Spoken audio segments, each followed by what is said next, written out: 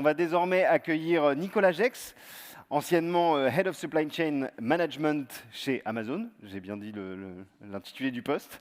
Nicolas qui va nous éclairer sur l'approche d'Amazon pour parvenir à personnaliser sa relation client. Donc ça va être parfaitement en adéquation avec ce qui vient de se dire avant. Ça va être la continuité parfaite. Une intervention qu'on imagine déjà riche en enseignements. Nicolas, vous pouvez nous rejoindre sur scène. Merci.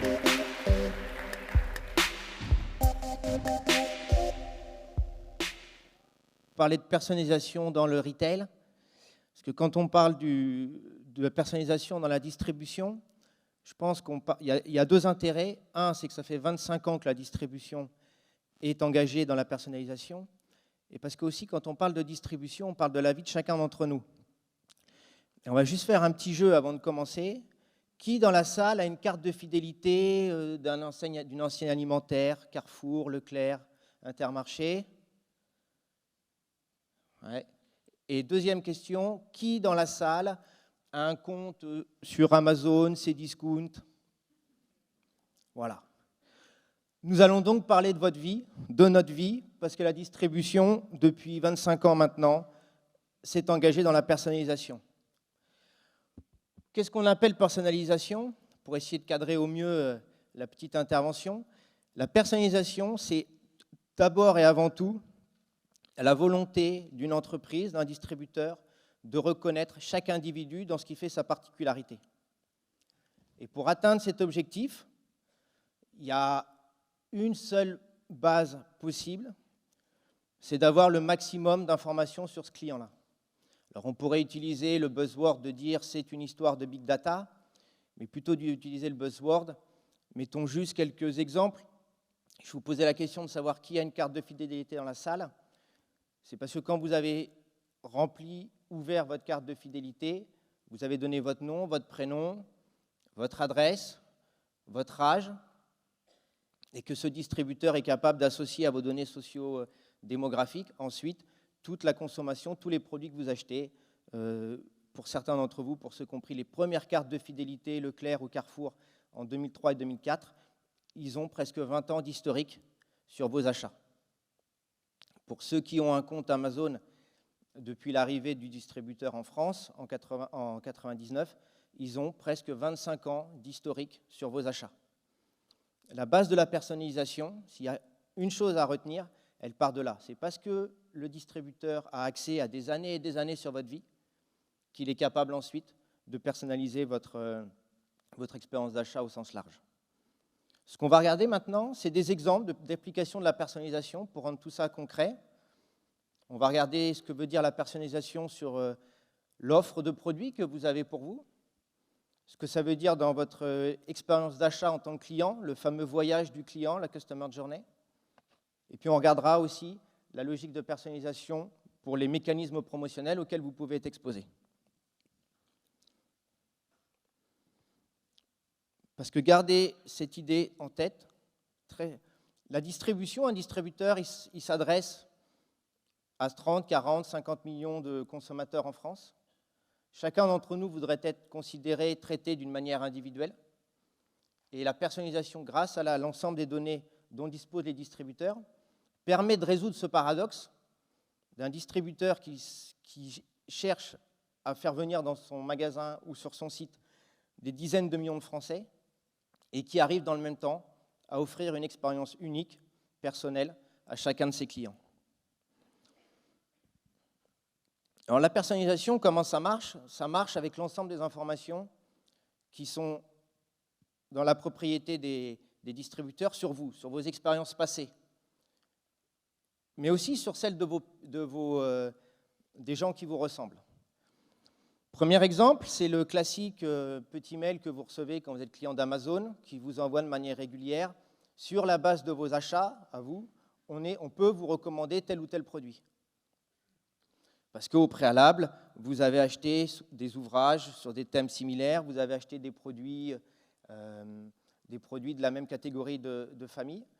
Donc, on vous propose des achats sur les mêmes thématiques. Vous avez, deuxième exemple, pour les clients des enseignes de grande distribution, vous avez quand vous payez en caisse, très souvent un petit ticket qui vous invite à acheter de nouveaux produits, mais qui souvent sont le reflet de vos achats passés. L'exemple type que je peux partager avec vous, quand vous êtes jeune parent, que vous avez l'habitude d'acheter chaque semaine ou chaque mois des couches, de la nourriture infantile, eh bien très souvent en sortie de caisse, vous recevrez un petit ticket qui vous invite à acheter des produits textiles de l'enseigne avec une petite remise. Vous êtes un acheteur d'aliments pour chiens et chats, on vous aura identifié parce que de manière très régulière, vous achetez du Canuba, on vous proposera des bons de réduction pour acheter des laisses pour chiens ou pour acheter des cages pour vos oiseaux. Tout ça vient de l'ensemble des informations qu'il peut avoir sur vous. Troisième cas de figure, c'est les comportements de personnes qui vous ressemblent. Naturellement, vous êtes jeunes parents, on a à peu près 5 ou 6, 700 000 naissances en France chaque année, donc il est aussi simple de prédire vos comportements d'achat sur la base des comportements d'achat d'autres personnes qui ont des enfants en bas âge. Et par ce jeu de prédiction de vos comportements sur la base des gens qui vous ressemblent, vous avez le classique, la classique information sur le site Amazon. Les clients qui ont acheté cet article ont aussi acheté ce type de produit. Tout ça, ce n'est pas acheté par les fournisseurs, mais c'est le reflet de l'ensemble de la probabilité d'achat des gens qui vous ressemblent. Et donc, on vous propose cet achat pensant qu'il pourrait répondre à des envies que vous avez. Là, c'est pour vous montrer jusqu'où va la personnalisation. Il doit avoir chaque jour, par mois, il y a 30 millions de visiteurs sur le site Amazon France. Aujourd'hui, ils sont à peu près la moitié de la population française qui visite Amazon. Et pourtant, là, vous avez deux homepages, deux pages d'accueil d'Amazon, mardi soir, à la même heure. Accordez-moi 25 secondes entre les deux. Et vous avez deux homepages qui sont totalement différentes parce que de deux clients différents. Vous avez une base qui est commune, la partie supérieure, mais tout le reste est lié aux habitudes d'achat, aux préférences de chacun des clients, grâce à l'ensemble des informations qui sont collectées année après année. Vous pouvez imaginer comme ça, dans le monde du learning and development, d'avoir des pages formation qui soient totalement adaptées à chacun de vos collaborateurs en fonction de son expérience dans la société, de son âge, de son expérience métier et de ses envies de progression de carrière. Et puis enfin, il n'y a rien de plus compliqué et de faire des achats de produits alimentaires en ligne. Donc je peux vous parler d'Amazon, mais je peux aussi vous parler d'une très belle société française, le Carrefour. Est-ce que dans la salle, vous avez des gens qui font leurs courses sur le Drive Carrefour? Il y en a un peu. Vous êtes peu à le faire, je vois peu de mains levées. Finalement, je ne suis pas surpris parce que l'expérience d'achat d'un Drive est assez compliquée. De choisir les 100, 150 produits que vous allez mettre dans un achat de plein mensuel, c'est assez difficile à faire. Mais les équipes de Carrefour ont réussi maintenant à vous préparer vos achats sur la base de votre année, de vos 12-18 mois précédents d'achat. Vous arrivez désormais sur la page d'accueil du Drive Carrefour avec la liste des 180 produits que vous achetez le plus souvent. Et ça vous permet de faire vos achats de Drive nettement plus rapidement que de devoir choisir famille de produits par famille de produits ce que vous cherchez. Donc il n'y a pas qu'Amazon qui est très fort en personnalisation. Vous avez toute la distribution française et européenne qui peu à peu y va, et y va avec grand talent. Et enfin, plutôt ensuite, parler de personnalisation, c'est pour l'assortiment, vous accompagner ou vous pousser des produits qui peuvent vous rendre service. Mais la personnalisation aussi, c'est vous aider à individualiser votre parcours d'achat. C'est vous aider à choisir, à vous projeter dans le produit que vous allez acheter. Donc là, on passe une étape supplémentaire dans la personnalisation en faisant appel à la réalité augmentée. Mais qui est-ce qui a essayé déjà d'acheter un lit ou un meuble en ligne, sans savoir comment ça allait rendre dans son domicile?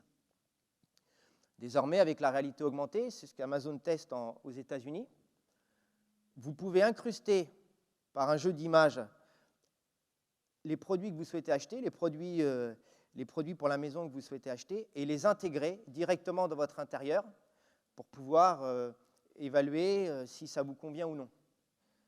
De même, a été lancé en août dernier le même type d'approche avec la réalité augmentée, qui vous permet, quand vous achetez des chaussures en ligne, Zalando le fait, Amazon le fait, d'essayer de voir le rendu des chaussures que vous pourrez porter.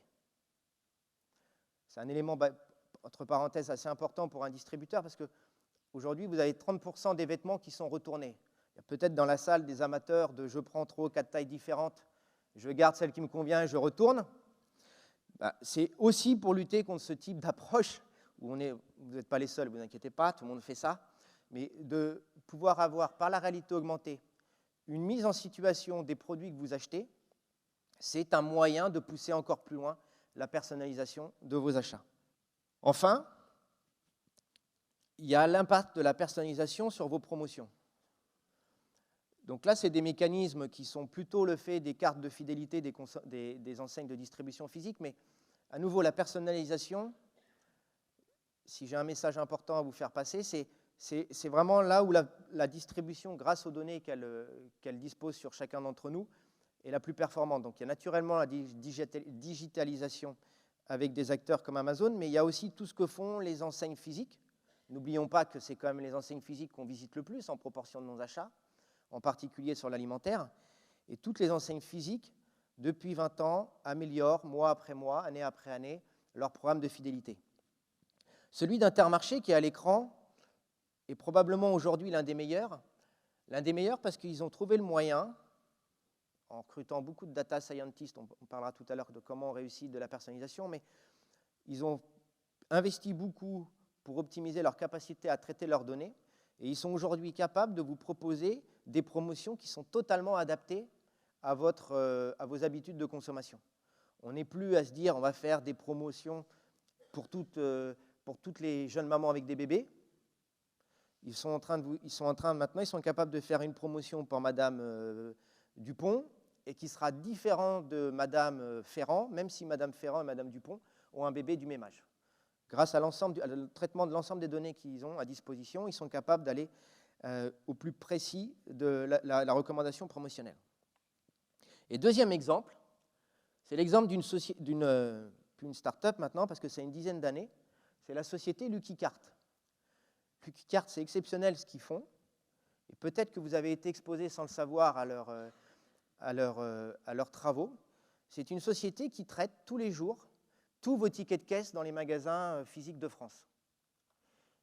Ne vous inquiétez pas, ils n'ont pas votre nom, vous êtes associé à un numéro d'ID, mais ils sont capables de reconstituer toutes les habitudes de consommation des Français. Ils ont 85% des enseignes de distribution qui travaillent avec eux.